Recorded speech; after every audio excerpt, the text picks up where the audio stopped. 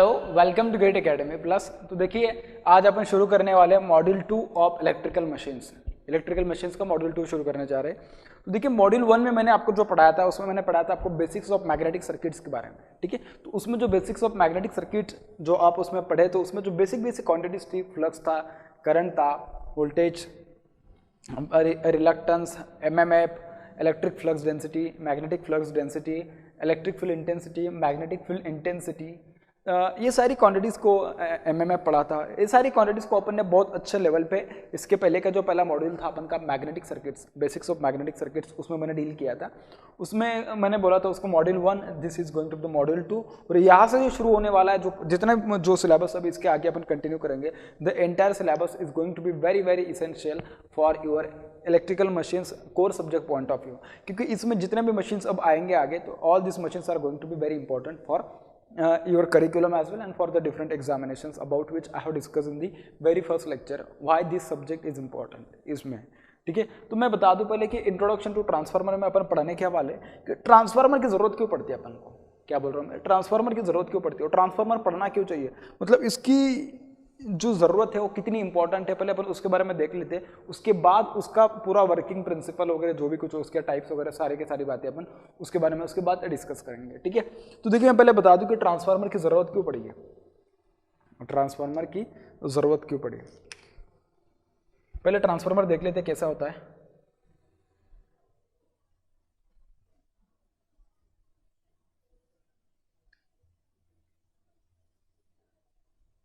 ठीक है,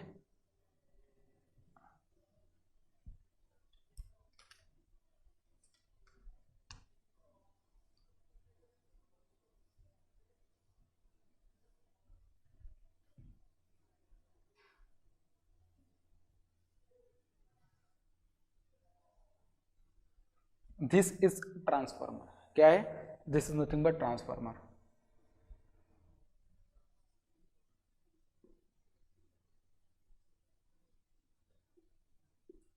ठीक है, अब इसमें आपको ये देखना है, ये वाला जो चैप्टर ट्रांसफार्मर, इसमें अपन को देखना है कि इसकी ज़रूरत क्यों पड़ी, इसकी ज़रूरत क्यों पड़ी। तो देखिए, आपके पास जो वोल्टेजेस और करंट है, क्या बोल रहा हूँ मैं, जो वोल्टेजेस और करंट के जो वैल्यूज़ है, इनके वैल्यूज़ को अगर अपन को चेंज करना होगा, क्या अगर बोल रहा हूँ मैं, इसके वैल्यूज़ को अगर अपन को चेंज करना होगा, तो इसकी वोल्टेज और करंट को चेंज करने के लिए जो डिवाइस यूज़ किया जाएगा, जो इंस्ट्रूमेंट यूज़ किया जाएगा, that is nothing but an transformer. That is nothing but what, उसको बोले तुम ट्रांसफार्मर बोलोगे। ठीक है, अब इसका वोल्टेज किस तरीके से इंक्रीज करोगे, किस तरीके से डिक्रीज करोगे, उसके लिए क्या रिस्पॉन्सिबल होता है, ये सारी बातें जब उसका टाइम आएगा तब अपन डिस्कस करेंगे। लेकिन ट्रांसफार्मर की जरूरत क्यों पड़ी, ये पहले मैं बता दूं कि जब आपको वोल्टेज का वैल्यू इंक्रीज करना है या करंट का वैल्यू इंक्रीज करना है, तो उसके लिए अपन यूज करेंगे ट्रांसफार्मर को। उसके लिए अपन क्या करेंगे, यूज करेंगे ट्रांसफार्मर। देखिए, अब अपन पढ़ेंगे कि ट्रांसफार्मर की जरूरत क्यों पड़ी, why does it require the transformer, transformer की जरूरत क्यों पड़ी। तो देखिए, आपके पास क्या होता है, जब आप पावर सिस्टम पढ़ोगे तो उसमें आप एक बात सुनोगे कि voltages are generated as at this end this level. ठीक है, सपोज अगर मैं बताऊं कि मेरे पास एक यहाँ पे एक जनरेटिंग स्टेशन है, क्या है मेरे पास यहाँ पे एक जनरेटिंग स्टेशन है। ठीक है, यहाँ पे एक जनरेटिंग स्टेशन है।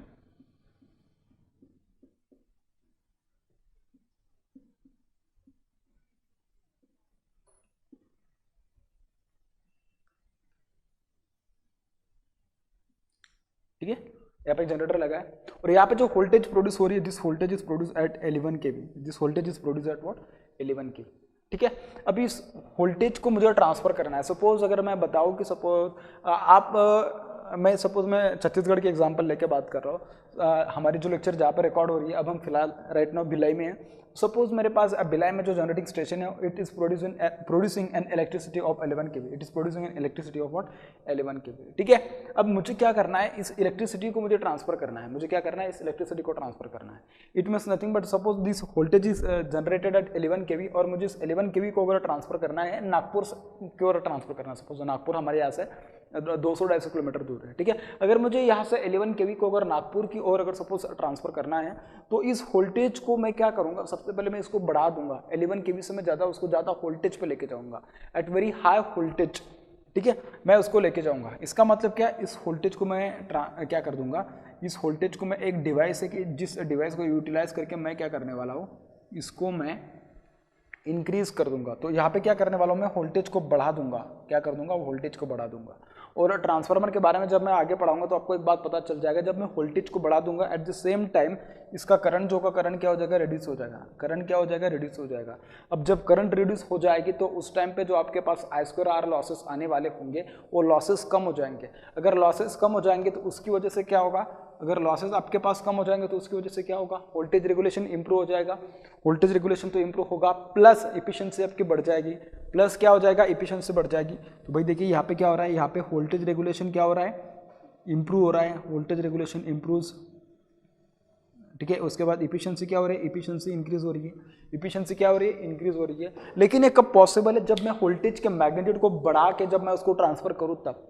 जब वोल्टेज के मैग्नीट्यूड को बढ़ा के जब मैं उसको ट्रांसफर करूँ तभी ये पॉसिबल है कि, तभी ये क्या है, तभी ये पॉसिबल है कि मेरे पास जो करंट होगा, करंट डिक्रीज हो जाएगा। करंट डिक्रीज होने की वजह से I2R लॉसेस जो होंगे, क्या होंगे, I2R लॉसेस जो होंगे मेरे पास यहाँ पे, वो लॉसेस क्या हो जाएंगे, डिक्रीज हो जाएंगे। क्यों, क्योंकि करंट डिक्रीज हो जाएगा, I2R डेफिनेटली डिक्रीज हो जाएगा। उसके बाद वोल्टेज रेगुलेशन जो होगा इसके पहले, तो वो वोल्टेज रेगुलेशन इंप्रूव हो जाएगा। वोल्टेज रेगुलेशन क्या हो जाएगा, इंप्रूव हो जाएगा। मतलब क्या, जहाँ जनरेटिंग स्टेशन से लेकर नागपुर तक या कोई जो नागपुर तो मेरे पास बहुत आगे फिलहाल, तो यहाँ पे तो एक मैंने डिवाइस कनेक्ट किया है बस, कि जिसके जरिए मैं इस वोल्टेज को बढ़ाने वाला हूँ, जिसके जरिए क्या है, मैं इस वोल्टेज को बढ़ाने वाला हूँ, ठीक है।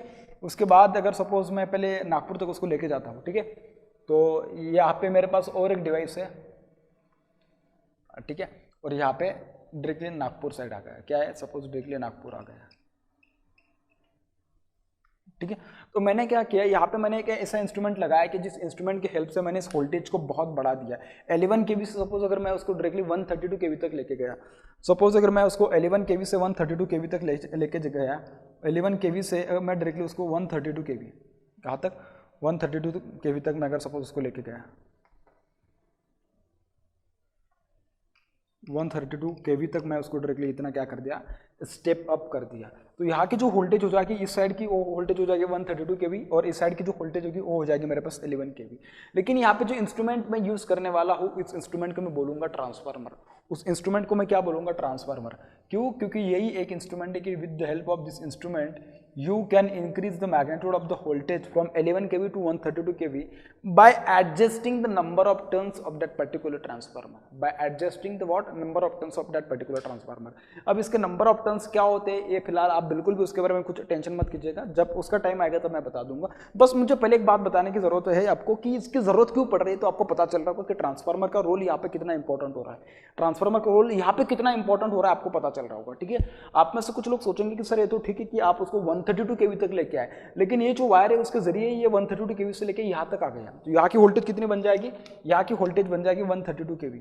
यहाँ की वोल्टेज कितने बनेगी, 132 kV बनेगी। कितने बनेगी बेटा, 132 kV बन जाएगी, ठीक है। तो ये जो 132 kV, आप में से कुछ लोग सोचेंगे सर ये वाली जो लाइन है तो बहुत लंबी लाइन हो सकती है, तो इन दोनों के बीच में कुछ ड्रॉप भी तो होगा, डेफिनेटली हो सकता है। लेकिन सपोज अगर मैं आइडियल लाइन मान के चलूँ, या सपोज ऐसी लाइन है कि जिसका रेजिस्टेंस बहुत ही छोटा है, तो उसमें वोल्टेज ड्रॉप भी बहुत छोटा होगा। तो उसमें क्या होगा, वोल्टेज ड्रॉप भी बहुत छोटा होगा। अगर इसमें वोल्टेज ड्रॉप छोटा होगा तो मुझे एक बात बोलिए, यहाँ पे जो वोल्टेज आएगी, that voltage will be approximately equals to 132 kV आएगा, उसके आसपास तो आएगी, 132 kV तो आसपास आएगी, ठीक है। यहाँ पे क्या करूंगा मैं, यहाँ पे मैं उसको 132 kV से, यहाँ पे भी एक ट्रांसफार्मर होगा, यहाँ पे भी क्या होगा, एक यहाँ पे भी एक ट्रांसफार्मर होगा भाई। और इस ट्रांसफार्मर की हेल्प से मैं क्या करूंगा, मुझे एक बात बोलो, अगर मैं सिटी नागपुर साइड की और डायरेक्टली, मगर सपोज नागपुर का जो मतलब लोकलाइड एरिया, वहाँ पे अगर मुझे डायरेक्टली इलेक्ट्रिसिटी प्रोवाइड करनी है, तो भाई डायरेक्टली थोड़ी ना मैं वहाँ पे प्रोवाइड कर सकता हूँ। मतलब वहाँ पे डायरेक्टली 132 kV कौन लेगा, उसका इतना सप्लाई किसको जरूरत है 132 kV पे। नॉर्मल जो कंज्यूमर है अपन के, रेसिडेंशियल कंज्यूमर को बिल्कुल जरूरत नहीं। रही बात किसकी, रही बात अगर सपोज में कॉम्प्लेक्स जो होते कि हॉस्पिटल की बात करूँ या किसी कॉलेज या इंस्टीट्यूशन की, उनको भी 132 kV इतना सबस्टेशन, मतलब इतनी हाई वोल्टेज की जरूरत नहीं पड़ती, उनको थोड़े कम वोल्टेज की जरूरत पड़ती है। अब कितने की जरूरत पड़ेगी, उसके अकॉर्डिंग अपन इस ट्रांसफार्मर का रेटिंग सेट करेंगे। अब देखिए कितने की जरूरत पड़ेगी, अब मैं बता रहा हूँ। देखिए मैं यहाँ पे जो ट्रांसफार्मर यूज करने वाला, उस ट्रांसफार्मर का रेटिंग होगा 132 kV बाय 11 kV। कितना होगा इस ट्रांसफार्मर का रेटिंग, इस ट्रांसफार्मर का रेटिंग होगा 132 kV बाय 11 kV। मतलब क्या, ये जो ट्रांसफार्मर होगा उसका प्राइमरी साइड का वोल्टेज होगा 132 kV, और सेकेंडरी साइड का वोल्टेज होगा 11 kV। अब प्राइमरी किसको बोलते हैं, सेकेंडरी किसको बोलते हैं, ये भी मैं आपको बता दूंगा, ठीक है। बस फिलहाल आपको उसको बस इतना समझ में चलेगा कि ऐसा होता है, बाकी की चीजें सब कुछ क्लियर हो जाएगा आगे चलने के बाद, ठीक है। तो this voltage is going to be 132 kV and this is going to be what 11 kV, ठीक है। अब आप में से कुछ लोग सोचेंगे सर यहाँ पे ठीक है 11 kV आ गया। अब 11 kV जिसको जिसको जरूरत होगी 11 kV की, वो लोग क्या कर सकते हैं, देखिए अब 11 kV की जिसको जिसको जरूरत होगी वो लोग वहां से टैपिंग कर सकते हैं, डेफिनेटली वहां से क्या कर सकते हो लोग, टैपिंग कर सकते हैं, ठीक है। अब देखिए मैं थोड़ा उसको आगे लेके जाता हूँ।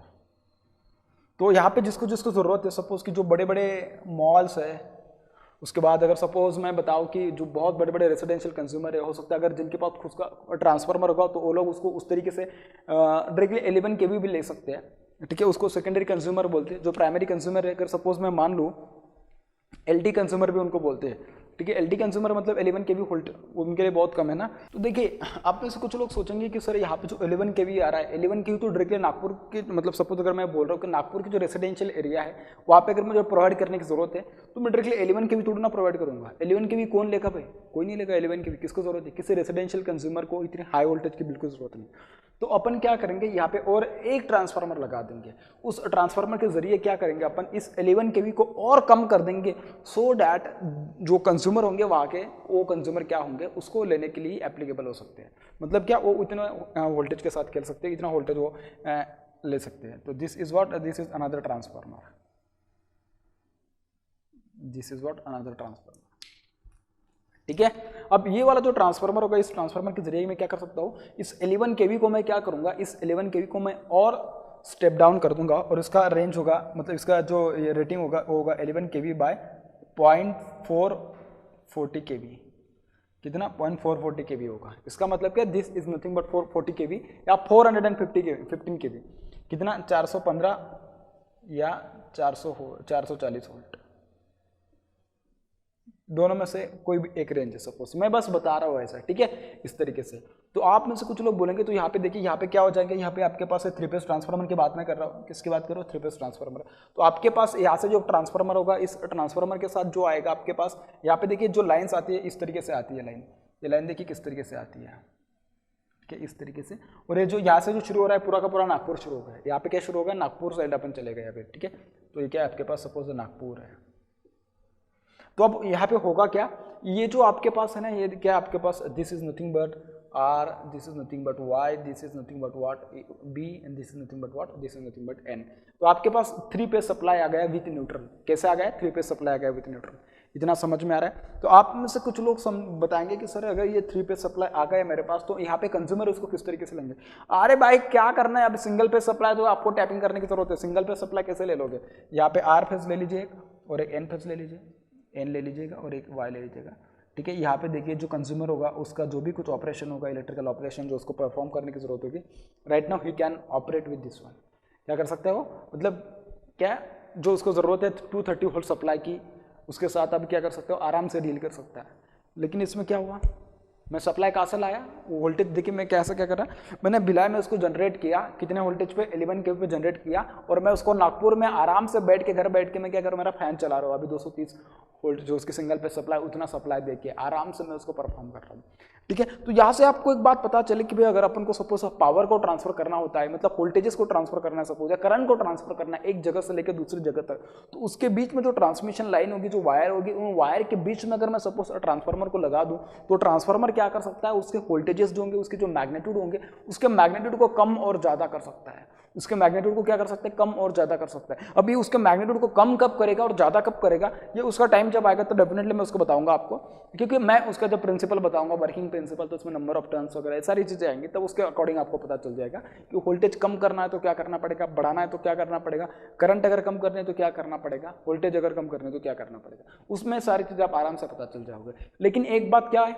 सबसे इंपॉर्टेंट, देखिए तो आपको एक बात पता चली होगी कि देखिए यहाँ पे जो पढ़ा मैंने यहाँ क्या बोला, मैंने बोला कि जनरेटिंग स्टेशन है, तो ये क्या मेरे पास, this is nothing but generating station है, this is nothing but what, generating station. यहाँ पे ये जो जनरेटिंग स्टेशन है, जनरेटिंग क्यों, क्योंकि यहाँ पे इलेक्ट्रिसिटी जनरेट हो रही है भाई, क्या हो रही है, यहाँ पे इलेक्ट्रिसिटी जनरेट कर रहे हैं आप लोग, ठीक है ना। वैसे अगर बताया जाए तो इलेक्ट्रिसिटी जनरेट नहीं कर रहे, बस वो कन्वर्जन होता है। क्या होता है, कन्वर्जन होता है। कोल होता है, कोल में से क्या करते हैं आप, इलेक्ट्रिक फॉर्म में उसको लेके आते हैं और कुछ नहीं है, potential energy is converted into electrical energy. ठीक है, तो जनरेटिंग स्टेशन है, तो उसको मैं क्या बोल दूँ, जनरेटिंग स्टेशन बोल दूँ, या उसको मैं बोल सकता हूँ जनरेशन, क्या बोल सकता हूँ मैं उसको, जनरेशन बोल सकता हूँ। ठीक है, और यहाँ से लेके यहाँ तक सपोज ये वाला जो ट्रांसफार्मर, दोनों ट्रांसफार्मर लगे, उसके बीच की अगर मैं बात करूँ तो उसके बीच में देखिए क्या क्या लगेगा, जो लगेगा उसको मैं बता देता हूँ। These are the transformers which are connected in between this two station, generating station, और इसको तुम बोलोगे ट्रांसमिशन, इसको ये जो मैं निकाल रहा हूँ उसको तुम बोलोगे क्या, transmission. This will nothing but what, this is nothing but transmission. ये क्या आपके पास, दिस इज ट्रांसमिशन। तो सर ये तो आराम से कह दोगे ना आप, तो क्या भाई है, this is nothing but what, distribution. ये क्या आपके पास, this is nothing but what, distribution है। तो ये आ गया आपके पास भाई डिस्ट्रीब्यूशन। ये क्या आपके पास, दिस इज द डिस्ट्रीब्यूशन।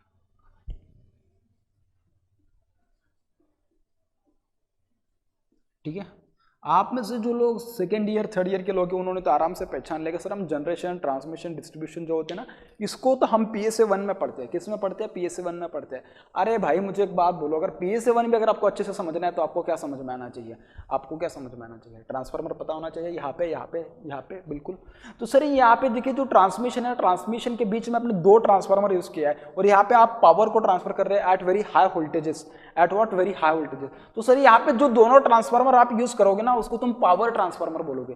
उसको क्या बोलोगे तुम, पावर ट्रांसफार्मर बोलोगे। बहुत इंपॉर्टेंट पॉइंट है, क्या बोलोगे, पावर ट्रांसफार्मर। ठीक है, तो देखिए भाई ये वाला जो ट्रांसफार्मर है, ये वाला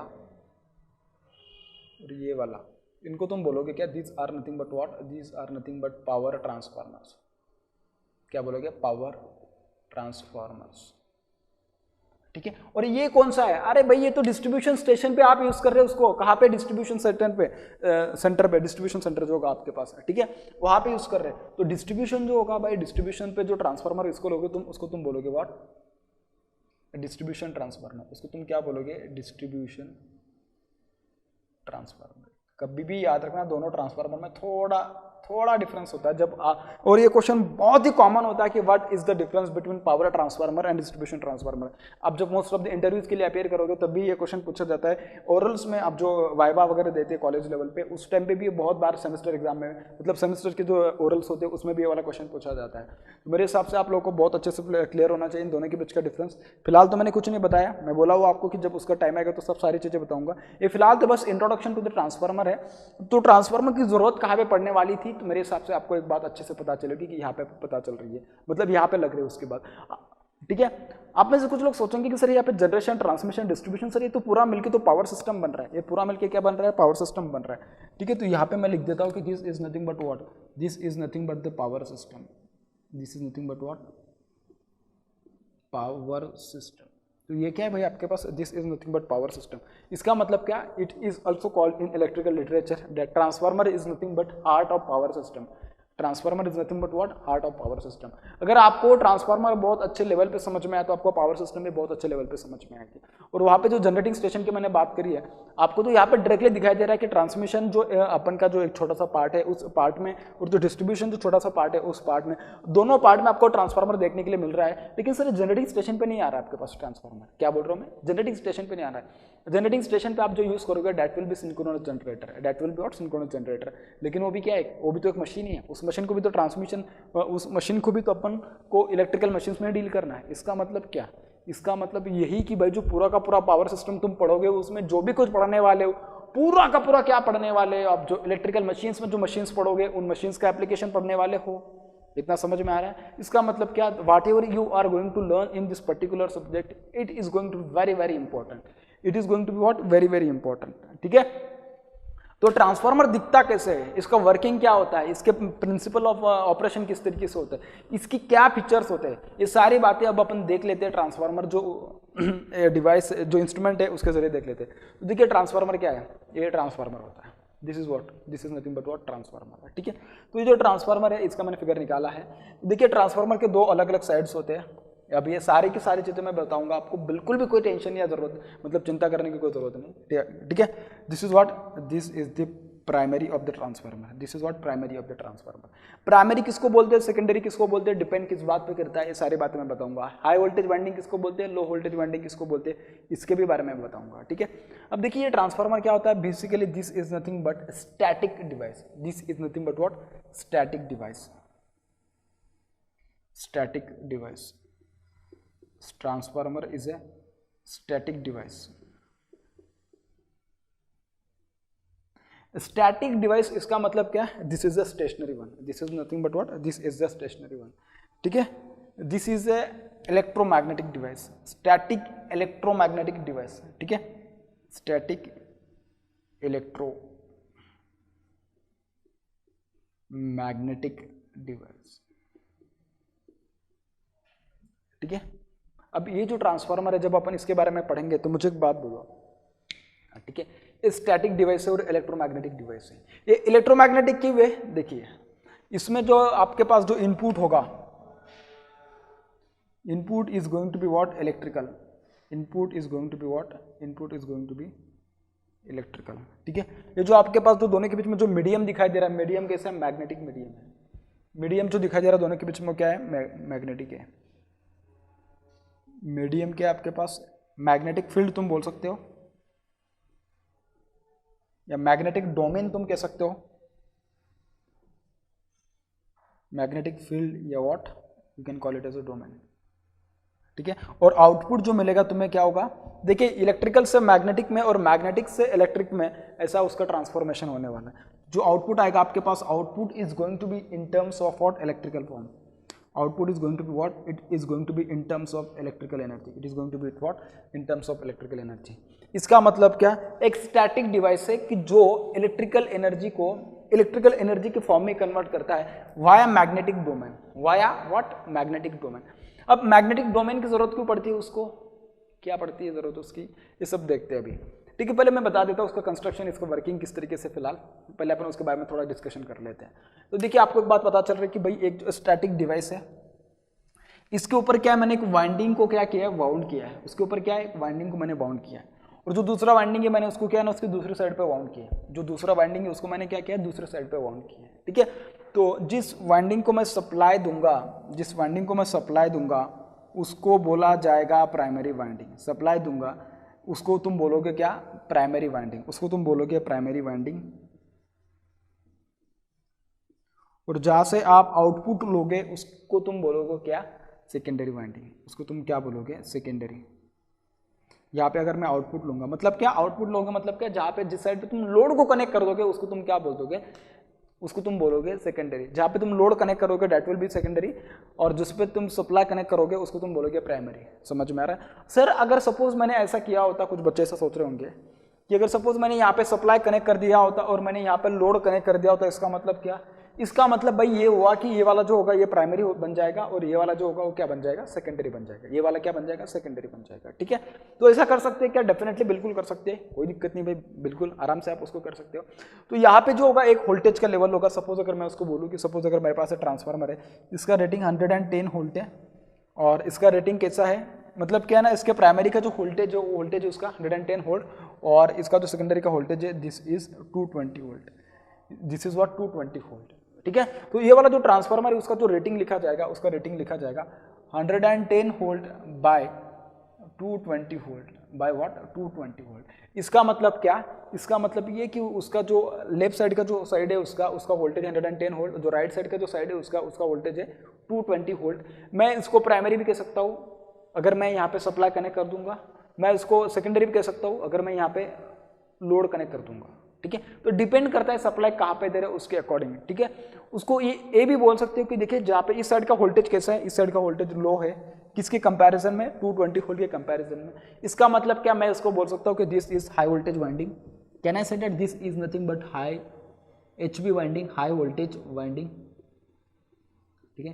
can I say that this is HV winding, बिल्कुल डेफिनेटली, क्योंकि इस साइड का वोल्टेज तो ज़्यादा है ना इसके कंपैरिजन में, ठीक है। और इस वाइंडिंग को मैं कह सकता हूँ क्या भाई, this is the low voltage winding, this is what low voltage LV winding, बिल्कुल लो वोल्टेज वाइंडिंग, बिल्कुल मैं डेफिनेटली कह सकता हूँ इसको है, क्योंकि डेफिनेटली भाई देखे ना, देख के पता चल रहा है कि this voltage is 110 volt and this voltage is 220 volt, this voltage is what 220 volt. ठीक है, इसका मतलब क्या, ये क्या कर रहा है, देखिए जो भाई अगर सपोज मैंने बोला है ना, मैंने यहाँ पे तो प्राइमरी को सप्लाई कनेक्ट कर दिया, मैंने क्या किया यहाँ पे प्राइमरी साइड पे मैंने सप्लाई कनेक्ट कर दिया, इसका मतलब ये मेरा प्राइमरी बन गया अभी, ये क्या बन गया प्राइमरी, क्योंकि मैंने सप्लाई यहाँ पे कनेक्ट कर दिया।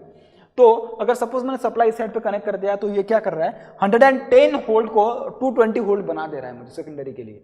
प्राइमरी पे मैं 110 वोल्ट दे रहा हूं और सेकेंडरी पे मुझे 220 वोल्ट मिल रहा है। इसका मतलब क्या, वोल्टेज के मैग्नीट्यूड को क्या कर रहा है वो बढ़ा रहा है, वोल्टेज के मैग्नीट्यूड को क्या कर रहा है बढ़ा रहा है, वोल्टेज के मैग्नीट्यूड को बढ़ा रहा है। इसका मतलब तुम क्या कह सकते हो उसको, it is stepping up the magnitude of the voltage, it means what, it is the stepping up the magnitude of the voltage। तो उसका सेकेंडरी का वोल्टेज कैसा हो रहा है 220 वोल्टेज हो रहा है, मतलब 110 वोल्ट से 220 वोल्ट तक जा रहा है, 110 वोल्ट से 220 वोल्ट तक जा रहा है। इसका मतलब क्या, इसका मतलब भाई यही हो रहा है कि मतलब जो ट्रांसफार्मर आपने फिलहाल यूज किया है, this transformer is nothing but what is, it is nothing but step up transformer, it is nothing but what step up transformer, it is nothing but what step up transformer. तो ये transformer क्या कर रहा है, उसको step up कर रहा है, वोल्टेज को क्या कर रहा है स्टेप अप कर रहा है, वोल्टेज को क्या कर रहा है स्टेप अप कर रहा है।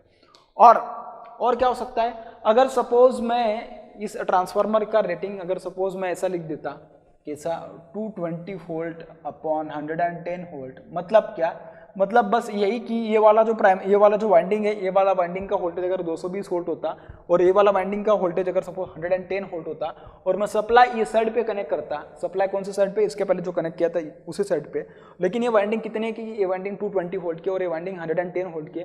इसका मतलब 220 वोल्ट से अगर ये 110 वोल्ट तक जाता, उस पर्टिकुलर केस में मैं कह सकता था कि मेरा जो ट्रांसफार्मर जो सेकेंडरी पे जो वोल्टेज दे रहा है, वोल्टेज कैसा है प्राइमरी के कंपैरिजन में कम है, प्राइमरी की कंपैरिजन में क्या है कम है। अगर प्राइमरी की कंपैरिजन में अगर सेकेंडरी का वोल्टेज अगर कम हो रहा है तो तुम उसको कह सकते हो कि it is stepping down the voltage, it is what stepping down the voltage, voltage को कम कर रहा है।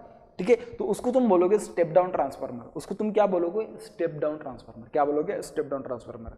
मैं जितने भी बातें बता रहा हूँ ना बहुत बेसिक बातें हैं, मुझे पता है कि आप सभी लोगों को पता होंगी, लेकिन फिर भी अगर अपने शुरुआत किया तो जितना बेसिक से हो सके उतना बेसिक से आप उसको अच्छे से प्रिपेयर करें, क्योंकि अगर आपके बेसिक्स बहुत अच्छे से क्लियर है तो आपको कोई जरूरत नहीं, मतलब कोई डिफिकल्टी नहीं होगी, कोई प्रॉब्लम नहीं होगा कोई भी चीज समझने के लिए। ठीक है, तो वो बोला जाएगा this will be what, this will be nothing but step up transformer, this is step up transformer and this is nothing but what step down transformer, this is nothing but what, this is nothing but step down transformer।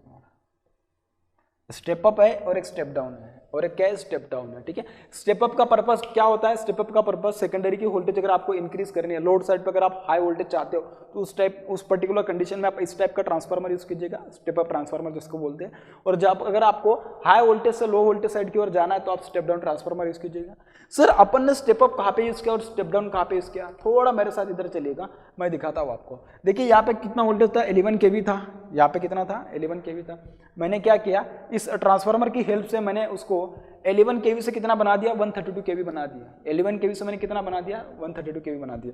इसका मतलब this was what, this was nothing but the step up transformer, this was nothing but what, this was nothing but the step up transformer, this was nothing but what step up transformer. ठीक है, और ये वाला जो transformer था उसने क्या किया 132 kV से कितना बना दिया वोल्टेज को 132 kV से, this voltage is step down to 11 kV।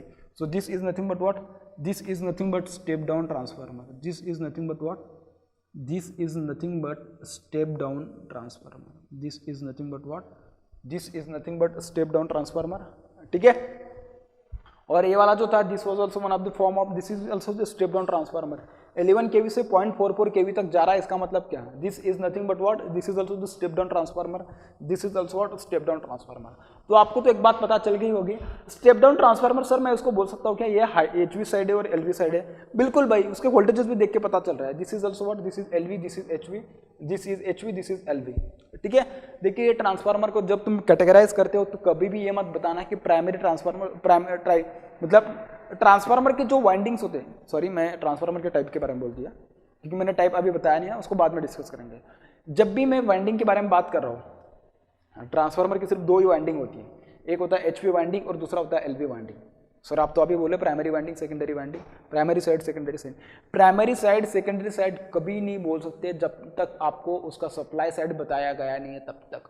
जब तक आपको सप्लाई कौन सी साइड पे आपने कनेक्ट किया है जब तक पता नहीं, तब तक तुम उसके बाद उस बात पर कमेंट ही नहीं कर सकते हो कि ये प्राइमरी और ये सेकेंडरी है।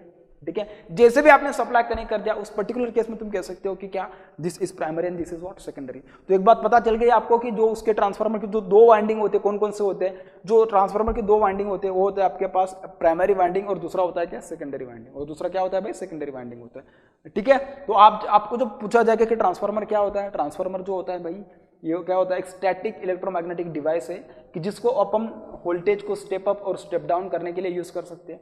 सर अगर मैं वोल्टेज को कर सकता हूं तो वैसे करंट को नहीं कर सकता हूं? बिल्कुल आप करंट को भी कर सकते हो, बिल्कुल आप क्या कर सकते हो, करंट को भी कर सकते हो। ठीक है, आगे चल के जब आप प्रोटेक्शन करके एक टॉपिक पढ़ोगे, स्विच गियर एंड प्रोटेक्शन जो सब्जेक्ट होता है आगे आपके करियर कॉलम में आगे है भी वो, तो उसमें आप एक बात पढ़ लोगे कि करंट ट्रांसफार्मर और पोटेंशियल ट्रांसफार्मर भी पढ़ोगे। क्या पढ़ोगे, current transformer and potential transformer भी पढ़ोगे। तो जो करंट ट्रांसफार्मर होगा भाई, करंट ट्रांसफार्मर में क्या होगा, करंट को आप स्टेप अप और स्टेप डाउन करते हो, और पोटेंशियल ट्रांसफार्मर जो होता है it is nothing but what, it is nothing but voltage को स्टेपिंग अप और स्टेपिंग डाउन करने के लिए आप उसको यूज करते हो। ठीक है, तो आपको इतना पता चला होगा, इसे मैं एक्सपेक्ट करता हूँ। ठीक है, अब मैं बात करता हूँ इसके स्ट्रक्चर के बारे में, थोड़ा मैं उसके बारे में बता देता हूँ ट्रांसफार्मर का। तो देखिए आप में से कुछ लोग ऐसा सोच रहे होंगे कि सर ठीक है ना, ये तो 110 वोल्ट को 220 वोल्ट बना रहा है, मतलब क्या, वोल्टेज के मैग्नीट्यूड को स्टेप अप कर रहा है।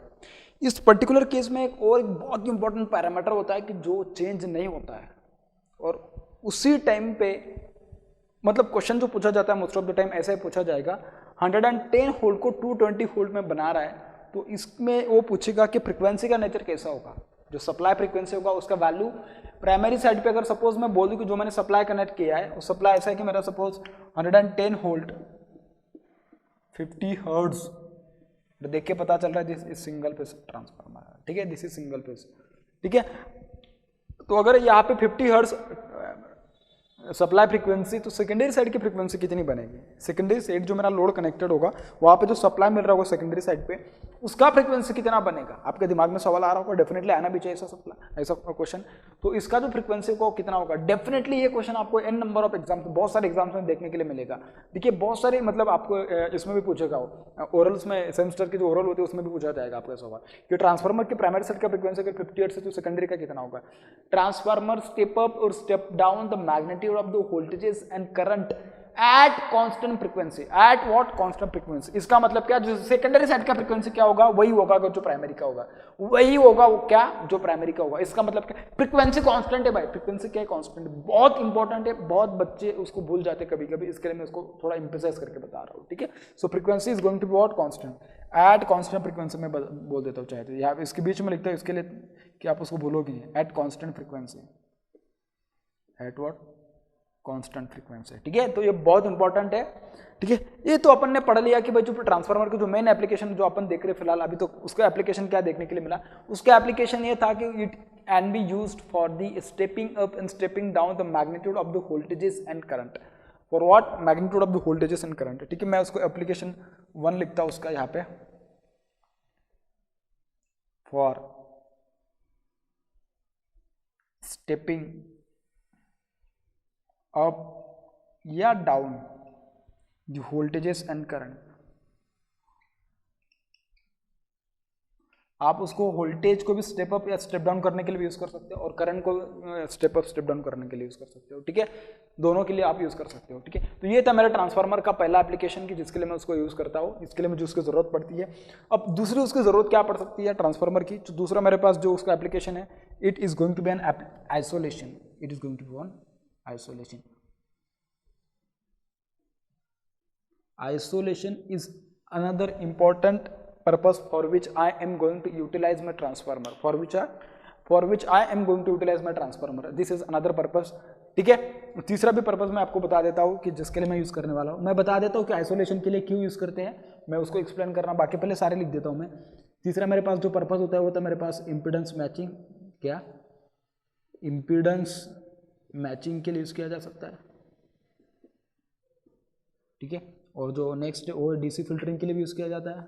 इसके लिए डीसी सप्लाई अगर आप दे रहे हो अलॉन्ग विथ एसी, तो डीसी को अगर फिल्टर आउट करना होगा तो उसके लिए आप क्या कर सकते हो, उसके लिए आप उसके लिए क्या कर सकते हो, आप ट्रांसफार्मर यूज कीजिएगा।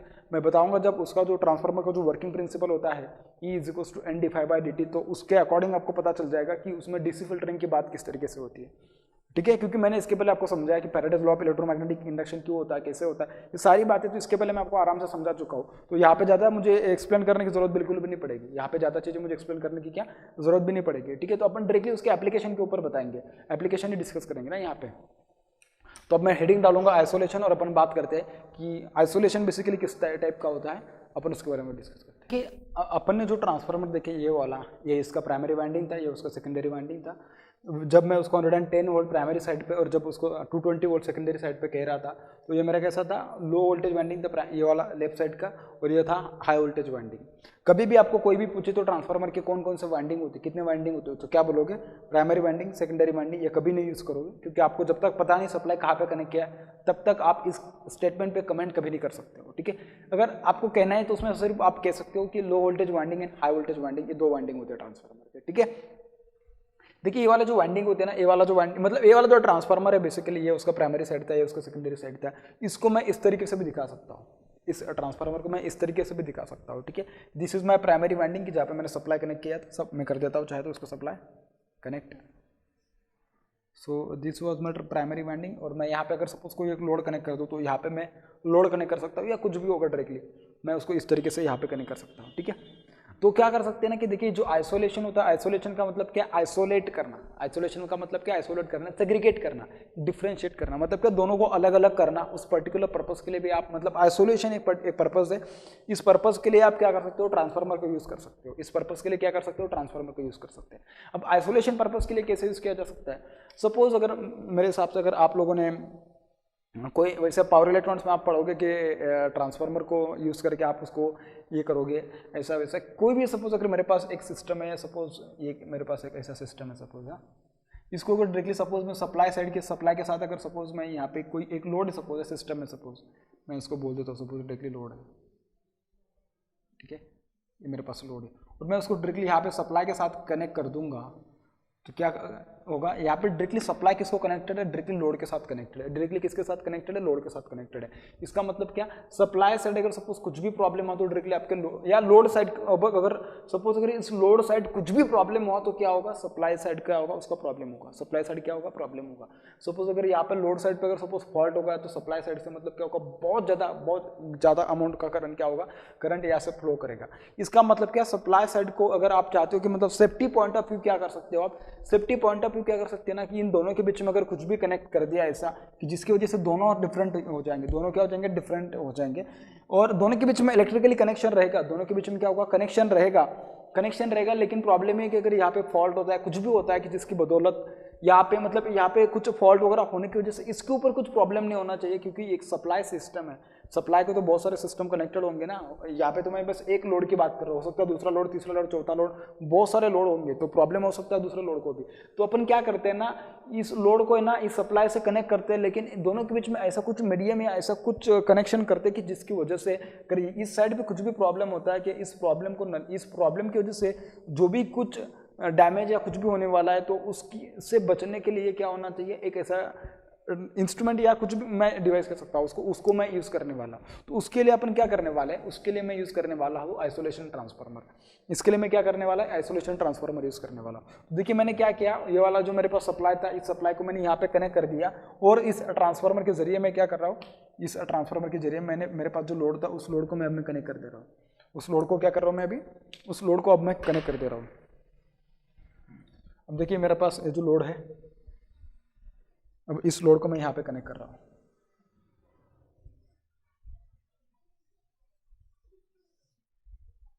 This is my load right now.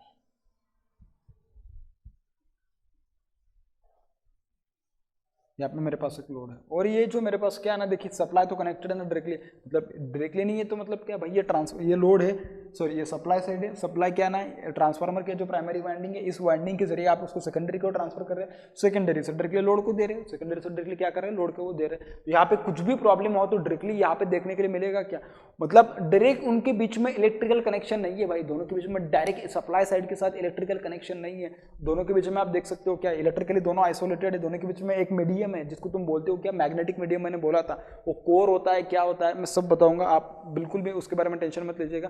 बस फिलहाल बस इतना याद कीजिएगा कि ये मैग्नेटिकली क्या है ना, मैग्नेटिकली कपल्ड है लेकिन इलेक्ट्रिकली आइसोलेटेड दोनों। इलेक्ट्रिकली देखिए ना क्या है, एक आइसोलेटेड भाई, एक डायरेक्टली क्या है, एक अलग पार्ट है और दूसरा क्या है, एक अलग पार्ट है। ये क्या है, दूसरा अलग पार्ट है। और मैंने इसके पहले आपको जब समझाया था तब मैंने उसमें आपको बताया था कि भाई जो मैग्नेटिक फ्लक्स लिंकेज वगैरह जो होता है उसमें किस तरीके से होता है, किसका प्लस किसके साथ लिंक करता है, तो उस टाइम पे मैंने बताया था।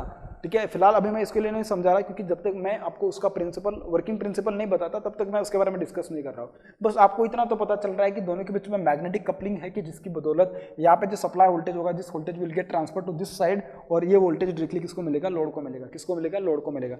लेकिन इन दोनों के बीच में डायरेक्ट इलेक्ट्रिकल कनेक्शन नहीं है। इलेक्ट्रिकल कनेक्शन है क्या, नहीं है। यहाँ पे तो डायरेक्टली देखिए ना एक ही वायर कनेक्टेड था, यहाँ पे क्या डायरेक्टली एक वायर कनेक्टेड था। यहाँ पे कौन सा वायर कनेक्टेड है, एक आधा वायर यहाँ पे कनेक्टेड है और आधा यहाँ पे कनेक्टेड है। तुम ये थोड़ी ना बोल सकते कि load is directly connected to the supply. Load is not directly connected to the supply in this particular case. तो अपन क्या कह सकते हो कि सेफ्टी पॉइंट ऑफ व्यू अगर आपको जाना है तो उसके लिए आप क्या कर सकते हो, आइसोलेशन ट्रांसफार्मर के लिए जा सकते हैं। उसके लिए क्या कर सकते हो आप, आइसोलेशन ट्रांसफार्मर के लिए जा सकते हैं। आप में से कुछ लोग ये भी सोच रहे होंगे कि सर मेरे पास यहाँ पे जो ट्रांसफार्मर था, यहाँ पे जो मेरे पास ट्रांसफार्मर, सॉरी यहाँ पे जो सप्लाई था मेरे पास, इसका तो सप्लाई जो था ना 230 वोल्ट, सिंगल फेज की बात कर रहा हूँ, 230 वोल्ट 50 हर्ट्ज मेरे पास क्या था, यहाँ पे एक सप्लाई था। क्या था, यहाँ पे एक सप्लाई था। इसका मतलब 230 वोल्ट 50 हर्ट्ज का सप्लाई था, तो ये ट्रांसफार्मर की वजह से उसका तो वोल्टेज यहाँ पे 230 वोल्ट थोड़ी ना मिलेगा मेरे लोड को, मिलेगा, डेफिनेटली मिलेगा। लेकिन उसके लिए ये जो ट्रांसफार्मर होगा उसका रेटिंग उस तरीके से होना चाहिए। उसका रेटिंग क्या होना चाहिए, उस तरीके से होना चाहिए। तो किस तरीके से, देखिए डायरेक्टली 230 वोल्ट, देखिए मैं इसका रेटिंग अगर इस तरीके से सेट करूँ तो या सिलेक्ट करूँ 230 volt by 230 volt, 230 volt by what, 230 volt. इसका मतलब क्या, this is nothing but what, दोनों को अगर मैं डिवाइड कर दूंगा तो ट्रांसफार्मर का जो रेशो होगा, वोल्टेज रेशो, उसके अकॉर्डिंग तो 1/1 का रेशो आ जाएगा। ये क्या आ जाएगा, 1/1 का रेशो आ जाएगा। वो ये जो 1/1 का रेशो आ जाएगा, तो इस रेशो के अकॉर्डिंग अगर मैं बात करूँ तो मतलब क्या, यहाँ पे जितना वोल्टेज आपको देखने के लिए मिलने वाला है इस वाइंडिंग के अक्रॉस, सेम वोल्टेज आपको इस वाइंडिंग के अक्रॉस देखने के लिए मिल रहा है। क्या होने वाला है, सेम वोल्टेज आपको इस वाइंडिंग के अक्रॉस देखने के लिए मिल रहा है। इसका मतलब क्या भाई, जो 230 वोल्ट सप्लाई आप लोड को देने वाले थे, यहाँ पे भी कितना है, यहाँ पे 230 वोल्ट है और डायरेक्टली उसको कनेक्टेड है, उसको भी 230 वोल्ट ही मिल रहा है। यहाँ पे भी 230, यहाँ पे भी और 230। इसका मतलब क्या, अपन का जो पर्पस था वो तो फुलफिल हो गया भाई। अपन को क्या करना था, अपन का मेन पर्पस तो यही था कि उसको 230 वोल्ट सप्लाई मिले मेरे लोड को, और 230 वोल्ट सप्लाई मिलने के बाद तो जो इसके पहले जो ऑपरेशन था वही ऑपरेशन आपको देखने के लिए फिलहाल मिल रहा है। और उसमें एक और एडिशन होगा कि इसमें क्या होगा, बस इतना है कि आइसोलेशन ट्रांसफार्मर आपने उन दोनों के बीच में इंसर्ट कर दिया। ट्रांसफार्मर इंसर्ट करने की वजह से आपके पास प्रोटेक्शन और सेफ्टी पॉइंट ऑफ व्यू बढ़ गई है, मतलब सेफ्टी अच्छी ज़्यादा हो गया ना, कॉम्प्लेक्सिटी नहीं है। बस इलेक्ट्रिकली तो दोनों सर्किट आइसोलेटेड है, तो ऑब्वियस है, डेफिनेटली अच्छी बात है कि अगर यहाँ पे कुछ भी प्रॉब्लम होता है तो उस प्रॉब्लम की जड़ इसको नहीं पहुंचेगी, आपका जो सप्लाई होगा तो, क्योंकि सप्लाई साइड के तो बहुत सारे और भी दूसरे इक्विपमेंट कनेक्टेड होंगे, इलेक्ट्रिकल अप्लायंसेस कनेक्टेड होंगे। ठीक है, तो आपको मेरे हिसाब से पता चला होगा कि जो सप्लाई साइड होगा, सप्लाई साइड और लोड साइड, इन दोनों को अपन आइसोलेट कर देते हैं by using the isolation transformer, by using what, isolation transformer. Keep this thing in mind, the isolation transformer जो होता है उसका टर्न्स रेशो कैसा होता है, वोल्टेज रेशो कैसा होता है, दोनों साइड का वोल्टेज सेम होता है, दोनों side same number of turns होते हैं, दोनों साइड क्या होते हैं, सेम नंबर ऑफ टर्न्स होते हैं। ठीक है, तो आइसोलेशन ट्रांसफार्मर आपको पता चल गया है। ठीक है, अब उसका जो नेक्स्ट पर्पस है, नेक्स्ट पर्पस क्या है उसका, इंपीडेंस मैचिंग। क्या होता है नेक्स्ट पर्पस उसका, इंपीडेंस मैचिंग। ठीक है, मैं डायरेक्टली इन शॉर्ट बताता हूँ उसको, क्योंकि मुझे पता है कि आपको पता होगा। आपने एक बात पढ़ी होगी, देखिए क्या, मैं थर्ड पर्पस लिख देता हूँ, इंपीडेंस मैचिंग।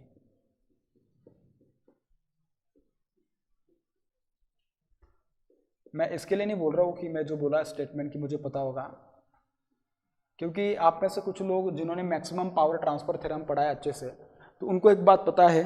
क्या पता है उनको, अगर आप चाहते हैं कि लोड को सोर्स पूरी की पूरी पावर ट्रांसफर करे, मींस क्या, मैक्सिमम पावर ट्रांसफर होनी चाहिए सोर्स साइड से लोड साइड की ओर। कहाँ से, ये सपोज अगर मेरे पास जो लेफ्ट साइड है यहाँ पे मेरे पास सोर्स है और राइट साइड में मेरे पास क्या है, लोड है। और सोर्स से अगर मैं चाहता हूँ कि लोड की ओर पूरी की पूरी पावर ट्रांसफर हो, मतलब मैक्सिमम की जो उतना ट्रांसफर कर सकता है सोर्स, उतना पावर अगर मैं इस साइड पे ट्रांसफर करने की बात कर रहा हूँ, तो उस पर्टिकुलर केस में इसका इंपीडेंस और इसका इंपीडेंस कितना होना चाहिए, ये अपन मैक्सिमम पावर ट्रांसफर थ्योरम में पढ़े होते हैं। ठीक है, तो उसका कंडीशन ही होता है कि लोड का इंपीडेंस कैसा होना चाहिए, सोर्स के इंपीडेंस के साथ होना चाहिए, उसका जितना इंपीडेंस है उतना होना चाहिए। जैसे देखिए सपोज मैं इसी एग्जाम्पल को आगे भी कंटिन्यू कर रहा हूँ। मैं क्या बोल रहा हूँ, मैं बोल रहा हूँ कि सपोज मेरे पास यहाँ पे एक सोर्स है और यहाँ पे क्या है, यहाँ पे मेरे पास एक लोड है, यहाँ पे क्या है, मेरे पास एक लोड है, यहाँ पे मेरे पास क्या है, एक लोड है, और ये क्या मेरे पास, this is source, this is what a source. तो मैं बोल रहा हूँ कि सोर्स से अगर लोड की और पूरी की पूरी पावर, मतलब कह सकते हैं कि मैक्सिमम पावर की जो ये सोर्स दे सकता है, अगर आप मैक्सिमम पावर ट्रांसफर करने की बात कर रहे हो तो उस पर्टिकुलर केस के लिए मतलब क्या कंडीशन हो सकता है कि मैक्सिमम पावर उस पर्टिकुलर केस में आ सकता है या उसके लिए पॉसिबल है। सपोज अगर मैं बोल दूं कि मेरे पास जो लोड है इसका इंपिडेंस है, सपोज इसका इंपिडेंस है, इस लोड का इंपिडेंस जेड है, दिस इज 10 ओम का इसका इंपिडेंस है। कितना है इसका इंपिडेंस? 10 ओम का है। और अगर सपोज मैं बोल दूं कि इसका इंपिडेंस मुझे क्या पता है, इसका इंपिडेंस सपोज अगर 2 ओम है, इसका इंपिडेंस कितना है? 2 ओम है। मैं चाहता हूं कि अगर सपोज मैक्सिमम पावर ट्रांसफर होना चाहिए इस सोर्स साइड से लोड साइड की ओर, लेकिन मैक्सिमम पावर ट्रांसफर के लिए कंडीशन क्या होता है? Condition for P max is going to be equals to condition for P max is load impedance is must be equals to source impedance, must be equals to what? Source impedance. Load का impedance और source का impedance same होगा तभी maximum power transfer possible होगा, otherwise it is not possible. तो आपको यहाँ पे देखने के बाद पता चल रहा हो कि लोड इंपिडेंस जो उसका वैल्यू है 10 ओम, और जो आपके पास सोर्स साइड है उसका इंपिडेंस कितना है? सोर्स साइड का इंपिडेंस है 2 ओम। लेकिन इस पर्टिकुलर केस में तो पॉसिबल नहीं है। क्यों पॉसिबल नहीं? बिकॉज यहाँ पे आपके पास जो लोड इंपिडेंस है 10 ohm is not equals to the source impedance, because दोनों केसेस सेम नहीं है। तो इसके लिए क्या किया जा सकता है? आप में से बहुत सारे लोग सोच रहे होंगे उसको क्या किया जा सकता है, क्या किया जा सकता है। सपोज अगर मैं एक ट्रांसफार्मर ले लूँ, क्या बोल रहा हूँ मैं, अगर सपोज एक ट्रांसफार्मर ले लूँ, सपोज अगर मैं यहाँ पे उसको डायरेक्टली इन शॉर्ट निकालता हूँ, यहाँ पे एक ट्रांसफार्मर ले लूँ, ठीक है, और इस ट्रांसफार्मर का जो लोड का इंपिडेंस है, इसके इंपिडेंस को मैं इससे दिखा रहा हूँ, ठीक है। सपोज अगर मेरे पास इसका इंपिडेंस कितना है? 10 ओम है क्या? सपोज अगर इसका इंपिडेंस 10 ओम है, इसका इंपिडेंस 10 ओम है, और इसका इंपिडेंस कितना है? इसका जो इंपिडेंस है मेरे पास प्राइमरी साइड का, इसका इंपिडेंस है मेरे पास 2 ओम। क्या है? 2 ओम है। अब आप में से कुछ लोग सोचेंगे कि सर मैं ट्रांसफार्मर को यूज़ करके उसको कैसे बना सकता हूँ। देखिए, अगर आपको एक बात आपने पढ़ा भी होता है ट्रांसफार्मर में, फिलहाल मैं बस बता देता हूँ उसको, वैसे आपको आगे सीखने को मिलने वाला जब मैं सेपरेट टॉपिक पढ़ाऊंगा, रेफरिंग ऑफ पैरामीटर, मतलब क्या प्राइमरी साइड से सेकेंडरी साइड और सेकेंडरी साइड से प्राइमरी साइड। अगर आपको पैरामीटर्स को रेफर करना होगा तो उसके लिए क्या करना पड़ेगा, वो तो बेसिक एक टॉपिक ही डायरेक्टली मैं तो उसको अच्छे से समझाऊंगा। अगर आपको देखिए ये जो 10 ओम है, अगर आपको इस सेकेंड प्राइमरी साइड की ओर अगर आपको ट्रांसफर करना है, क्या बोल रहा हूँ, अगर आप चाहते हो कि ये 10 ओम को अगर प्राइमरी साइड की ओर ट्रांसफर करना होगा, मतलब प्राइमरी को मैं कह सकता हूँ क्या, ये प्राइमरी साइड से अगर आप देखोगे तो इसका जो 10 ओम का जो इंपिडेंस है प्राइमरी से, इस 10 ओम का इंपिडेंस कितना नजर आएगा, ये अगर आपको देखना होगा तो उसके लिए अपन क्या करते हैं, उसके लिए अपन नंबर ऑफ टर्न्स का जो रेशो होता है उसको यूटिलाइज करते हैं। मैं डायरेक्टली उसका फॉर्मूला फिलहाल अभी बता रहा हूँ क्योंकि उसको आगे पढ़ना है इसके लिए, क्योंकि मैं उसका डेरिवेशन नहीं बताया तो मैं डायरेक्टली उसको बता नहीं सकता यहाँ पे, ठीक है। तो अगर मैं सपोज प्राइमरी साइड की ओर अगर मैं उसको ट्रांसफर करूँ, R1 डैश मैं उसको बोल रहा हूँ, प्राइमरी को ट्रांसफर कर रहा हूँ, ठीक है। This is equals to N1 upon N2 इसका स्क्वायर मल्टीप्लाई बाय व्हाट, जो R2, ये रेजिस्टेंसेस के लिए होता है। इंपिडेंस के लिए क्या होगा, Z1 डैश का square, Z1 dash is equals to N1 upon N2 का square into Z2 into what, Z2। ये होगा किसके लिए, इंपिडेंस के लिए होगा, ठीक है। इंपिडेंस, रेजिस्टेंस, रिएक्टेंस तीनों के लिए सेम होता है, कैपेसिटेंस के लिए भी सेम होता है। बस इसमें याद रखना कैपेसिटेंस जब लिखा जाएगा तो 1 अपॉन ओमेगा सी लिखोगे। इंपिडेंस का फॉर्म, रिएक्टेंस का form, inductive reactance, capacitive reactance और रेजिस्टेंस तीनों के लिए सेम होगा। बस कैपेसिटेंस को कैसा लिखा जाएगा, 1 अपॉन ओमेगा से लिखा जाएगा, तो उसके ये बन जाएगा N2 अपॉन N1 बन जाएगा, ठीक है। उस टाइम पे बता दूंगा। अब क्या करना है, अगर आप उसको प्राइमरी साइड से देख रहे हैं उस 10 ओम को, और सपोज मेरे पास जो रेशो है N1, मतलब प्राइमरी साइड है तो उसको मैं बोल रहा हूँ N1, सेकेंडरी साइड को मैं बोल रहा हूँ N2, और इसका रेशो सपोज 1/2 का है। कितना है उसका रेशो, 1/2 इसका रेशो, ठीक है। वोल्टेज रेशो, करंट रेशो और टर्न्स रेशो तीनों का रिलेशन क्या है, ये अपन आगे के इसमें पढ़ने वाले हैं। मैं उसके बारे में फिलहाल ज़्यादा डिस्कस नहीं कर रहा हूँ, बस फिलहाल इतना याद रखिएगा। अगर मैं उसको प्राइमरी से अगर देखना चाहूँगा तो प्राइमरी से देखिए कितना दिखेगा, प्राइमरी से दिखेगा R1 डैश। सपोज अगर मैं यहाँ पे Z1 डैश की बात कर रहा हूँ ना, तो Z1 dash is equals to N1 upon N2, ठीक है, N1 अपॉन N2 इसका square multiply by 10, multiply by what, 10। तो ये कितना बन जाएगा, दिस विल बिकम 1/2, इसका क्या बन जाएगा, स्क्वायर बन जाएगा, 1/2 multiply by 10, this is what 10। तो ये बन जाएगा 1/4 multiply by 10, this is what 1/4 multiply by 10। तो ये क्या बन जाएगा, this will be nothing but what, this will be nothing but 2.5, this will be what 2.5 ओम, ठीक है, इस तरीके से बन जाएगा। अब अगर मैं इसको इस साइड पे ट्रांसफर कर लूँगा तो देखिए इस तरीके से बन जाएगा। तो ये जो इम्पीडेंस होगा ये प्राइमरी साइड से जब देखोगे तो 10 ओम कितने का नजर आएगा आपको, 10 ओम इसको नजर आएगा, 2.5 ओम एज इतना इम्पीडेंस नजर आएगा इसको।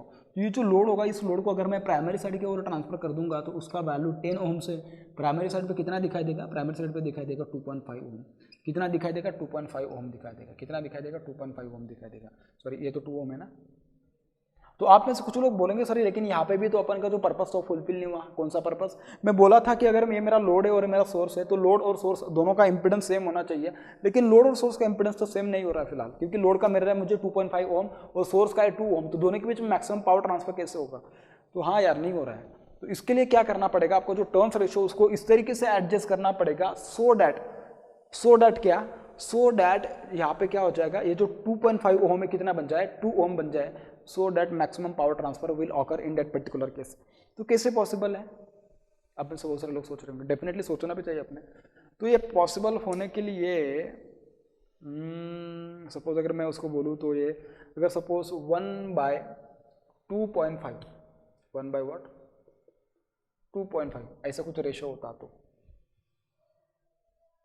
सर 2.5 का भी टर्न्स का रेशो आता है, मतलब N1/N2। फिलहाल बस मैं जितना बोल रहा हूँ उतना सोच के चलेगा आगे, ठीक है। बाकी सारी चीज़ आपको आगे सब कुछ पता चल जाएगा, ठीक है। अगर इसका रेशो ऐसा होता 1/2 1/4 तो ये बन जाता कितना, ये बन जाता 2.5।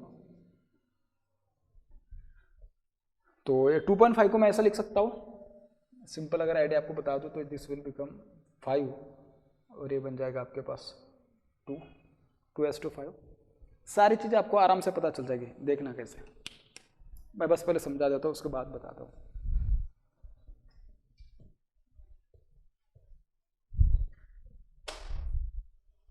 देखिए कैसे। अब ये 2/5 मतलब बन जाएगा 4/5 का square 25 multiply by 10 multiply by what 10। तो ये बन जाएगा मेरे पास 5। अब मैं चाहता हूँ कि भाई मेरे पास मेरा जो मकसद था कि 2.5 ओम और 2 ओम दोनों कैसे सेम आने चाहिए थे। मैक्सिमम पावर ट्रांसफर जो अपन का मेन गोल है, उस गोल के लिए दोनों का इंपीडेंस कैसा होना चाहिए, सेम होना चाहिए। लेकिन यार इसका वैल्यू तो 2.5 ओम आ रहा है, अपन को तो 2 चाहिए। तो उसके लिए मेरे पास जो ऑप्शन अवेलेबल है वो ऑप्शन है जो टर्न्स रेशियो मेरे पास N1/N2, इसका रेशियो इस तरीके से सेट करो सो डैट आपको जो यहाँ पे जो इंपीडेंस मिलेगा वो 2 ओम मिल जाएगा। सो डैट आपको जो इंपीडेंस मिलेगा कितना मिलेगा, 2 ओम मिलेगा। ऐसा आपको N1/N2 का रेशियो सेट करना है। ऐसा क्या करना है आपको, N1/N2 का रेशियो सेट करना है। अब भाई उसको किस तरीके से सेट करोगे N1/N2 के रेशियो को, देखिए किस तरीके से। अब जो Z1 डैश है उसका वैल्यू कितना चाहिए आपको चाहिए भाई ये 2 चाहिए। क्यों? क्योंकि जब आप उसको इस साइड से जब इस साइड लेके जाओगे तो यहाँ पे कितना आना चाहिए, यहाँ पे तो 2 ओम आना चाहिए। तो 2 ओम आना चाहिए तो ठीक है, मैं बोल दिया कि सपोज कि 2 आ गया, ऐसा बोल दिया, is equals to Z1 N1 ना, इज इक्वल्स टू N1/N2 इसका square multiply by 10 multiply by what 10। So this will become 1/5. 1/5 is equals to N1/N2 का होल स्क्वायर। सो N1/N2 का रेशो कितना चाहिए मुझे, अगर आप चाहते हो कि जो इम्पिडेंस है लोड साइड का, अगर आप उसको सोर्स साइड पे 2 ओम देखना चाहते हैं तो आपके पास जो नंबर ऑफ टर्न्स है उनका जो रेशो है, इसका रेशो आना चाहिए 1/5, √1/5 मतलब √2। अगर N1/N2 का रेशो आता है तो उसी केस में पॉसिबल है कि आप मैक्सिमम पावर ट्रांसफर कर सकते हो प्राइमरी साइड से लोड की ओर। मतलब मैं कह सकता हूँ कि सोर्स साइड से लोड साइड की ओर मैक्सिमम पावर तभी पॉसिबल है जब सोर्स का इंपेडेंस लोड के इंपेडेंस के बराबर होगा। अब मैंने देखा कि सोर्स का इंपेडेंस कितना था 2 ओम, और जब मैंने उसको उस 10 ओम को जब मैंने प्राइमरी साइड की ओर ट्रांसफर किया तो प्राइमरी साइड को वो इंपेडेंस 2.5 ओम नजर आ रहा था, लेकिन मेरा एक्सपेक्टेड था कि मुझे वो 2 ओम नजर आना चाहिए। तो 2 ओम नजर आने के लिए क्या हुआ, उस 2 ओम नजर आने के लिए मुझे उसके नंबर ऑफ टर्न्स चेंज करने पड़े, उसके नंबर ऑफ टर्न्स मुझे इस तरीके से सेट करने पड़े सो डैट क्या, जो इंपेडेंस को मैं ट्रांसफर करूंगा सेकेंडरी से प्राइमरी की ओर उसका वैल्यू 2 ओम हो जाएगा, और जो मेरा मैक्सिमम पावर ट्रांसफर का कंडीशन है that condition will get satisfied. और वो कंडीशन यहाँ पे सेटिस्फाई हो रहा है कब? जब मैं N1/N2 के रेशियो को 1/5 या 0.2 √0.2 ऐसा सेट कर दूंगा तब। तो ये बात पता चली आपको, ये बहुत इंपॉर्टेंट बात है, क्योंकि टर्न्स रेशियो को सेट करना है इस तरीके से सो दैट जो लोड के जो इंपिडेंस है वो सोर्स के इंपिडेंस के बराबर हो जाए। तो यहाँ पे जो पूरा का पूरा ट्रांसफार्मर का एप्लीकेशन आपको क्या देखने के लिए मिला? ट्रांसफार्मर का एप्लीकेशन मिला कि उसके नंबर ऑफ टर्न्स को इस तरीके से एडजस्ट करो so that maximum power transfer will occur, और उसको तुम तभी बोल सकते। मैक्सिमम पावर ट्रांसफर मतलब क्या? इंपिडेंस मैच हो जाता है सोर्स और लोड का, that is nothing but what? Impedance matching. और impedance matching is one of the application of transformer in which दोनों का इंपिडेंस क्या होता है? सेम होता है। और उसको सेम करने के लिए बहुत इंपॉर्टेंट है, बार बार मैं वही बोल रहा हूँ कि इंपिडेंस मैच होना जरूरी है, कि जिसके लिए आपको टर्न्स रेशियो एडजस्ट करना है। क्या करना है? टर्न्स रेशियो को एडजस्ट करना है। तो देखिए अभी बात करते हैं भाई जो अपन का नेक्स्ट एप्लीकेशन होने वाला है ट्रांसफार्मर का, कि जिसके लिए अपन ट्रांसफार्मर को यूज करने वाले हैं, इंट्रोडक्शन ऑफ ट्रांसफार्मर का 4th टॉपिक, और वो है आपके पास 4th नंबर का जो टॉपिक है, that topic is nothing but filtering of DC component या डीसी फिल्टरिंग, मैं उसको बोलता हूँ फिल्टरिंग ऑफ डीसी वोल्टेजेस या डीसी कंपोनेंट। अब इसका मतलब क्या है, देखिए उसको समझते हैं अभी।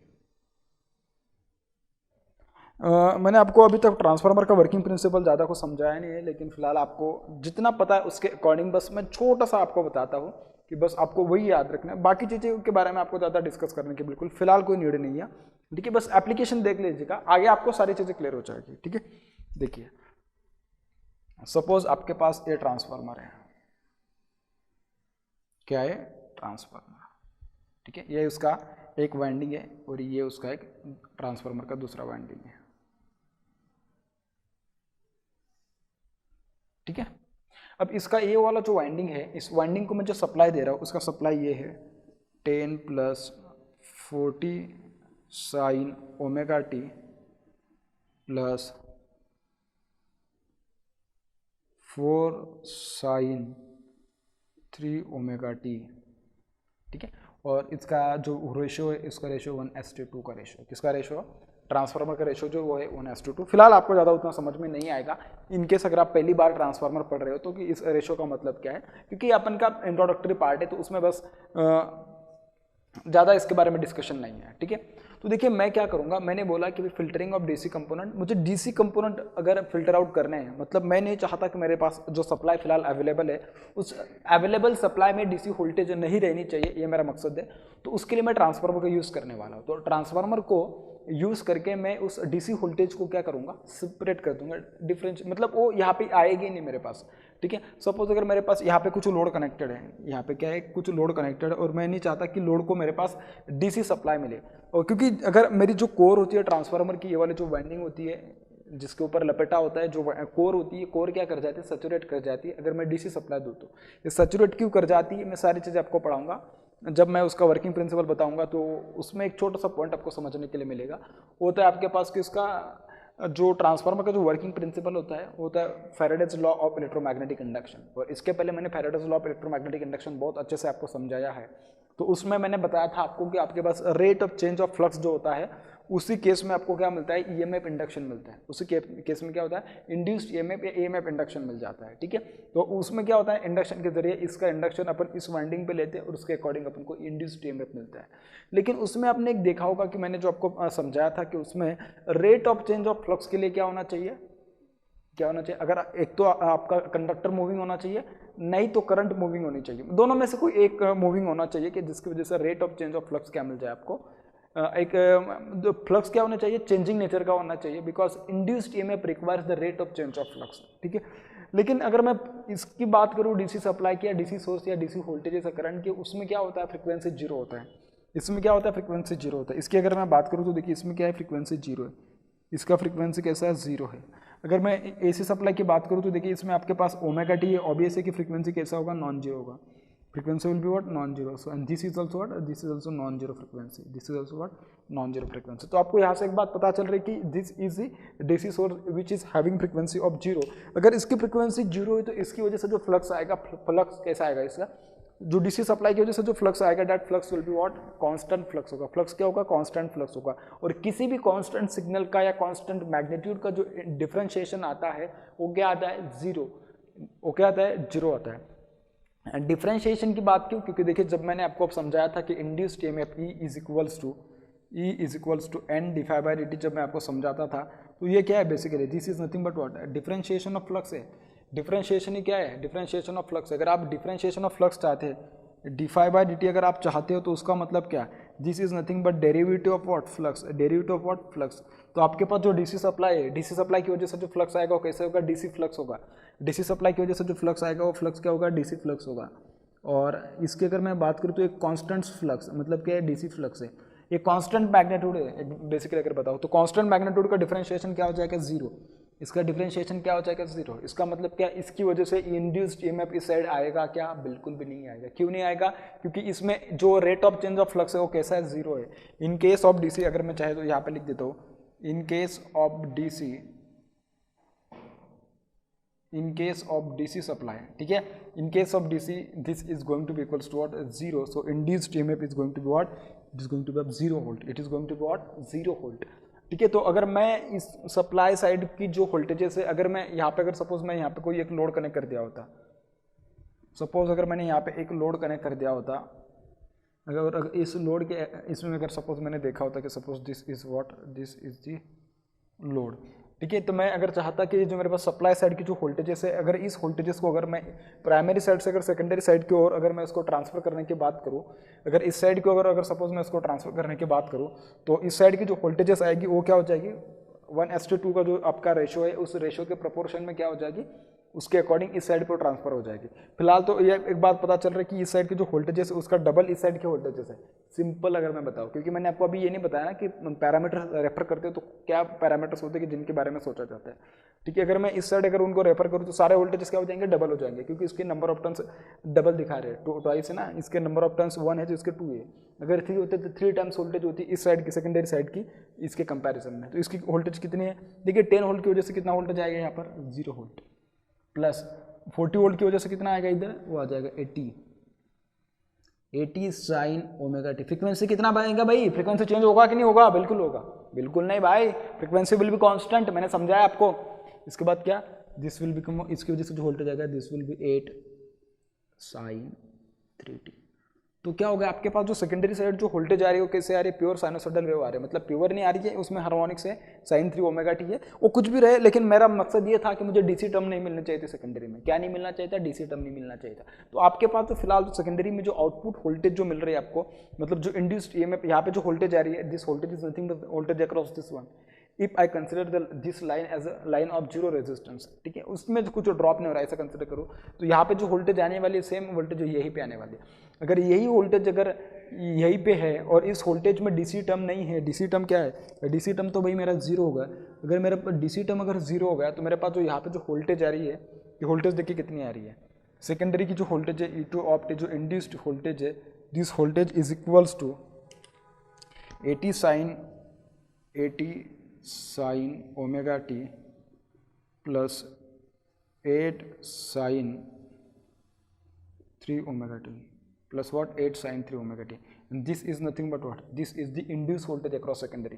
तो आपको यहाँ पे ईएमएफ में जो सेकेंडरी का जो एक्सप्रेशन है, उसमें जो इंड्यूस्ड ईएमएफ सेकेंडरी का है, उसमें आपको कहीं पे डीसी टर्म नजर आ रही है, बिल्कुल नहीं नजर आ रही। इसका मतलब क्या, जो आपका पर्पस था filtering of DC component, that purpose has been fulfilled, that purpose has been what, fulfilled. अगर ये आपका पर्पस फुलफिल हो गया तो मुझे एक बात बोलो, ट्रांसफार्मर को आप इस पर्पस के लिए यूज कर सकते हो अभी, बिल्कुल डेफिनेटली यूज कर सकते हो यार, क्योंकि आपका मेन मकसद यही होता है, क्योंकि डीसी टर्म और एसी टर्म अगर दोनों मिक्स हो जाए तो उसकी वजह से पावर क्वालिटी वाला कंसेप्ट आ जाएगा। लेकिन अपन को इतना नहीं है फिलहाल सिलेबस में, तो अपन उसके बारे में डिस्कस नहीं करेंगे, लेकिन मकसद यही था कि अपन को डीसी टर्म नहीं चाहिए। क्या नहीं चाहिए, डीसी टर्म नहीं चाहिए, ठीक है। तो अपन ने ये देख लिया कि बट इंट्रोडक्शन ऑफ ट्रांसफार्मर में this was the last topic, 4th number का टॉपिक था, और इसमें अपन ने सारी बातें डिस्कस करी कि ट्रांसफार्मर की जरूरत क्यों पड़ती है, ट्रांसफार्मर का बेसिक एप्लीकेशन कितना कितना है, ये अपन ने देखा। इसके पहले मैंने बताया, तो आपको पहला एप्लीकेशन में मैंने बताया कि stepping up and stepping down the magnitude of voltages and current, this was the first application of transformer. क्या था, stepping up and down the voltages and current, stepping, spelling एक बार चेक कर लेना चाहे तो आप, stepping up and down the voltages and current, voltages and what, current. दूसरा application मैंने क्या बताया था आपको, मैंने दूसरा एप्लीकेशन आपको बताया था आइसोलेशन पर्पस के लिए आप ट्रांसफार्मर को यूज़ करते हो, कि जिसकी वजह से इलेक्ट्रिकल आइसोलेशन होने की वजह से क्या होता है ना, कॉम्प्लेक्सिटी रिड्यूस हो जाती है सर्किट में, क्योंकि नंबर ऑफ हो सकता है थोड़ा सर्किट बड़ा हो जाएगा, लेकिन जो सेफ्टी होती है ज़्यादा हो जाती, मतलब ज़्यादा प्रोटेक्टिव, मैं कह सकता हूँ कि प्रोटेक्टिव या सेफ्टी पॉइंट ऑफ व्यू से बहुत बेनिफिशियल हो जाता है। उसके बाद अगर मैं बात करूँ तो जो तीसरा टाइप है मेरे पास, मतलब सॉरी, जो तीसरा इसका जो बेनिफिट था, मतलब जो इसका तीसरा एप्लीकेशन मैंने बताया था, वो था आपके पास क्या, इम्पीडेंस मैचिंग। क्या था? Impedance matching. और जो लास्ट टॉपिक है, सॉरी, जो लास्ट इसका एप्लीकेशन था, it was filtering of DC component. It was what? Filtering of DC component. Filtering of what? DC components. तो इतने अलग अलग टाइप्स है कि मतलब जिनके लिए आप ट्रांसफार्मर को यूज़ करते हो, और यहाँ पे उनका एप्लीकेशन बहुत ही ज़्यादा इंपॉर्टेंट हो जाता है, ट्रांसफार्मर का एप्लीकेशन। ठीक है, तो ये सारी बातें मेरे हिसाब से आप लोगों ने बहुत अच्छे लेवल पे डिस्कस करी है, मतलब समझी है, कि मैंने तो डिस्कस किया है। और मुझे सब लगता है कि अब आपको एक बात तो पता चलेगी कि अगर आपको कोई भी पूछे कि what is exactly is going to be the application of transformer, then these are the main applications of the transformer. These are what? Main application of transformer. मैं आपको आगे बताऊंगा stepping up and stepping down the voltages. इसका simple example मैं बताता हूँ। आप सबको पता है, आपके पास मोबाइल है, ठीक है, मोबाइल का चार्जर कितना होता है आपके पास? मोबाइल का चार्जर पता है सभी को, ठीक है। आपके पास सप्लाई जो होता है, सप्लाई सिंगल पे सप्लाई, उसकी बात कर रहा हो, तो सप्लाई कितना होता है? 230 वोल्ट। क्या होता है? 230 वोल्ट, ठीक है। और आप अगर अपने जो मोबाइल का चार्जर है, अगर उसके ऊपर देखोगे तो उसके ऊपर लिखा होता है 5 वोल्ट वगैरह, ऐसा कुछ लिखा होता है, ठीक है। मतलब 12 वोल्ट 5 वोल्ट जो होगा उसके अकॉर्डिंग, ठीक है। तो मैं सिंपल बताऊँ तो सपोज अगर मेरे पास 12 वोल्ट ऐसा कुछ लिखा है, क्या लिखा है? 12 वोल्ट, 12 वोल्ट ऐसा कुछ लिखा है, 1.5 मिली एम्पेयर वगैरह ऐसा कुछ लिखा होगा, जो लिखा होगा सो होगा, फिलहाल बस सोचिएगा। तो आपको पता है कि भाई अगर ये बात 230 वोल्ट से अगर 12 वोल्ट चाहिए, तो अगर मतलब 230 बाय 12 वोल्ट इतना अगर मुझे चाहिए, मतलब उसको इनपुट आ रहा है 230 वोल्ट और आउटपुट में दे रहा है कितना? 12 वोल्ट। तो दोनों के बीच में ऐसा कुछ तो कोई कनेक्शन होना चाहिए यार। आपके पास जो बैटरी तो आपके 12 वोल्ट की, 5 वोल्ट की, 10 वोल्ट की, जितनी उसकी डिमांड होगी, जितने उसकी रिक्वायरमेंट होगी, उसके अकॉर्डिंग अगर 12 वोल्ट की बैटरी और उसको आप डायरेक्टली 230 वोल्ट सप्लाई दे दोगे तो क्या हो जाएगा भाई? बैटरी डैमेज हो सकती है आपकी, ठीक है। तो इन दोनों के बीच में आपको क्या करना पड़ेगा? इन दोनों के बीच में जो वोल्टेज है ना, इसको 230 से 12 वोल्ट तक लाने के लिए दोनों के बीच में एक ऐसा इंस्ट्रूमेंट लगाना पड़ेगा, so that instrument will reduce the magnitude of the voltages. तो अपन को ट्रांसफार्मर लगाना पड़ेगा कि जिसका रेटिंग कितना होना चाहिए। यहाँ पे जो ट्रांसफार्मर कनेक्ट किया जाएगा, मैंने बोला कि मैं ट्रांसफार्मर को किस तरीके से निकालता हूँ, इसका जो रेटिंग होगा, इसके रेटिंग को देखिए 230 वोल्ट से अगर मैं चाहूँ तो सपोज अगर मैं इसको 230 वोल्ट से अगर मैं उसको 12 वोल्ट लाने की कोशिश करूँ, तो इन दोनों के बीच में जो ट्रांसफार्मर है, इस ट्रांसफार्मर का रेटिंग होना चाहिए 230 बाई 12 वोल्ट। कितना होना चाहिए? 230 बाई 12 वोल्ट होना चाहिए, ठीक है। तो बहुत छोटे छोटे एप्लीकेशन में भी आप उसका एप्लीकेशन देखते हो, मतलब छोटी छोटी जगह पे भी आप उसका एप्लीकेशन देखते हो, ठीक है। तो आई होप कि आपको ये सब कुछ समझ में आया होगा। तो आपका जो मॉड्यूल 1 होता है, मॉड्यूल 1 का जो लेक्चर 1 था, introduction to transformer, this lecture has been completed. अब अपन पढ़ेंगे ट्रांसफार्मर के एग्जैक्ट एप्लीकेशन, मतलब उसका ट्रांसफार्मर बेसिकली होता क्या है उसके बारे में अब अपन पढ़ेंगे, ठीक है।